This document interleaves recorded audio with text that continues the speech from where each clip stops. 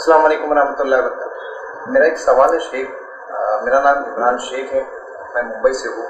کہ میرا سوال ہے کہ اسلام میں طلاق کو کیوں رکھا گیا ہے، اور یہ طلاق سے دو رشتہ داروں کے اندر جدائی پیدا ہوتی ہے اور شیطان اس عمل سے بہت خوش ہوتا ہے، جو اللہ تعالیٰ کو سب سے ناپسندیدہ عمل ہے طلاق، مگر اس کو شریعت کے اندر کیوں رکھا گیا ہے؟ ذرا آپ بتائیں، وضاحت کریں قرآن حدیث کی روشنی میں۔ جزاک اللہ۔ السلام علیکم ورحمۃ اللہ وبرکاتہ۔ ناظرین، یہ ہمارے عمران بھائی کا سوال ہے جس میں وہ پوچھ رہے ہیں کہ اسلام میں طلاق کا مسئلہ کیوں ہے، اور طلاق ایک ناپسندیدہ عمل ہے، شیطان اس سے خوش ہوتا ہے، تو اسلام میں یہ کیوں ہے؟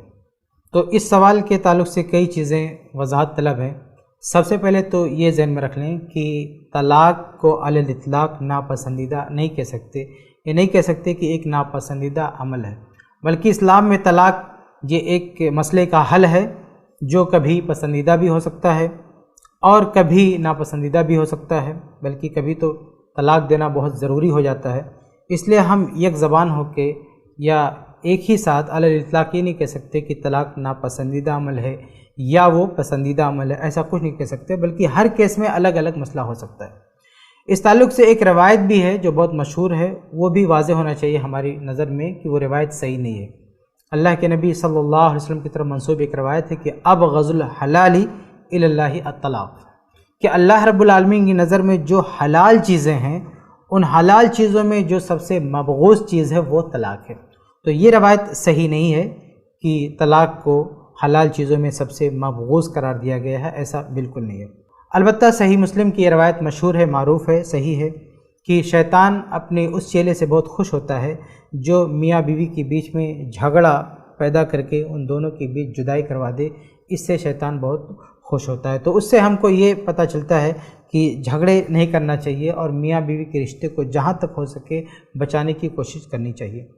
لیکن اگر کوئی ایسی وجہ آ جائے، کوئی شرعی وجہ ہو، جائز وجہ ہو، تو طلاق دی جا سکتی ہے، وہ کوئی معیوب چیز نہیں ہے۔ اس لیے ہمیں طلاق کو علی الاطلاق یہ نہیں کہنا چاہیے کہ یہ معیوب چیز ہے یا مبغوض چیز ہے، اور نہ ہی یہ کہنا چاہیے کہ یہ بہت اچھی چیز ہے۔ حالات کے مطابق فیصلہ ہوگا، کہیں طلاق جائز ہوگی، کہیں طلاق مستحب ہوگی، کہیں طلاق واجب ہوگی، ضروری ہوگی، جیسے جیسے حالات ہوں گے ویسے ویسے طلاق سے متعلق ہم فیصلہ کر سکتے ہیں۔ تو اسلام میں طلاق کیوں رکھا گیا ہے، اس کے تعلق سے ایک بنیادی بات ذہن میں رکھیں کہ یہ اسلام کی طرف سے اسلام کے ماننے والوں کے لیے بہت بڑی نعمت ہے طلاق، کیونکہ میاں بیوی کا جو رشتہ ہوتا ہے وہ بلڈ ریلیشن نہیں ہوتا، خون کا رشتہ نہیں ہوتا ہے، بلکہ دونوں ایک عقد، ایک معاہدے پر ایک ساتھ جڑتے ہیں۔ اب فرض کیجئے کہ دو ایسے لوگوں کو اس رشتے میں جوڑ دیا گیا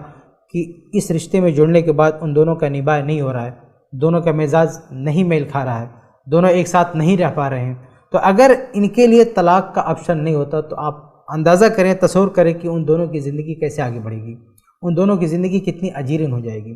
تو دوسرے کچھ مذاہب ہیں جس میں طلاق کا آپشن نہیں ہے، شادی کر لیے آپ کو ہمیشہ موت تک ساتھ میں رہنا ہے، یہ ایک طرح کا ظلم ہے۔ جو شادی کے بعد رشتے کو آگے نہیں چلا سکتا ہے تو اس کو حل چاہیے، تو اسلام نے یہ حل پیش کیا ہے کہ شادی کرنے کے بعد بھی اگر پتہ چلتا ہے کہ رشتہ نہیں چل سکتا ہے، دونوں کا مزاج نہیں ملتا، یا دونوں میں سے کوئی بھیانک غلطی کرتا ہے، یا کسی کے ساتھ کوئی حادثہ پیش آتا ہے، کوئی بھی ایسی وجہ ہوتی ہے کہ اب یہ رشتہ آگے نہیں بڑھ سکتا ہے، تو اسلام نے اس کا حل پیش کیا ہے طلاق۔ تو یہ ایک طرح کی ایک نعمت بھی ہے، اس لیے یہ کہنا کہ طلاق کیوں ہے اسلام میں، اس پہ سوال نہیں اٹھایا جا سکتا، بلکہ یہ اللہ کی طرف سے ایک بہت بڑی نعمت ہے کہ شادی ہو جانے کے بعد کوئی مسئلہ ہوتا ہے اور الگ ہونے کی ضرورت ہوتی ہے تو اسلام میں اس کا حل موجود ہے کہ ہم الگ ہو سکتے ہیں۔ امید ہے کہ آپ کے سوال کا جواب مل گیا ہوگا۔